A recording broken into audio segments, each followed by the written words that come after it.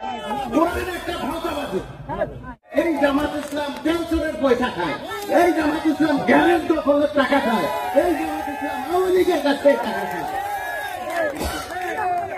আমি তখন জামাত ইসলামের দুই এক হাল্লানদের আগে বলছিলাম এই খারাপ এর সরা, ওরা আমাকে আরো বুঝায় না রাখেন, আমি তাদের কথা রাখি নাই বলে আমার এই আমাকে বলছে আমার সাথে সম্পর্ক ভালো করে নাই।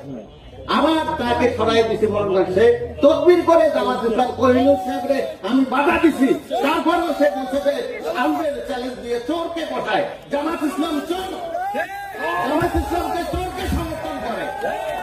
কোরআন একটা ভাওতাবাদী, কোরআন একটা ভাওতাবাদী জামাত ইসলামের। ম্যাডামের সাথে সম্পর্ক ছিল, আমাদেরকে কোন অঙ্গ সংগঠন করতে দেয় নাই, কোন সহায়ক দিছে এই জামাত ইসলামের ভয়কে আমাদের দল থেকে কোন সহায়ক দিছে, র্যাব দিয়ে শেষ করে দিছে। যুব দল করতে দেয় নাই, ছাত্র দল করতে দেয় নাই। কিনে বাংলা কোর্টে রাত্রি 12টার সময় ম্যাডাম আসছে, দরজা আমি টানি খুলে না।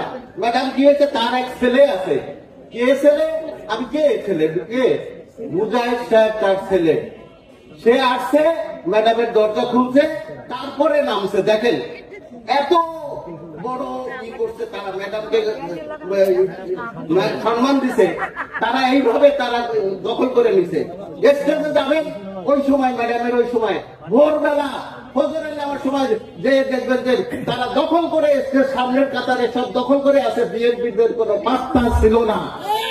আর তারা এখন তাই মহিলাদের নেতৃত্ব কি না যায়, না যায়।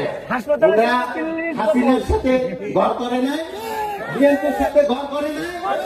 এবং আমরা বিএনপির সময় নির্বাচনে বারবার বলছি এই তারিখে নির্বাচন গেলে আমরা আসবো না। তারা বলছে বিএনপি না গেলেও আমরা নির্বাচন করবো। তার প্রতিশোধ পাইছে না প্রার্থীতে? আওয়ামী লীগ ফাঁসি দিছে না তাদেরকে? ফাঁসি দিছে। এইখানে দেখেন জামাত ইসলাম এই পৌরসভায় কোনটায় বাদ নাই আপনি বলেন? সব জায়গায় দখলে আছে, সব জায়গায়। আওয়ামী লীগের কোন এক নেতা, বড় বড় নেতা আমার কাছে রিং দিছে, আমি ধরি নাই।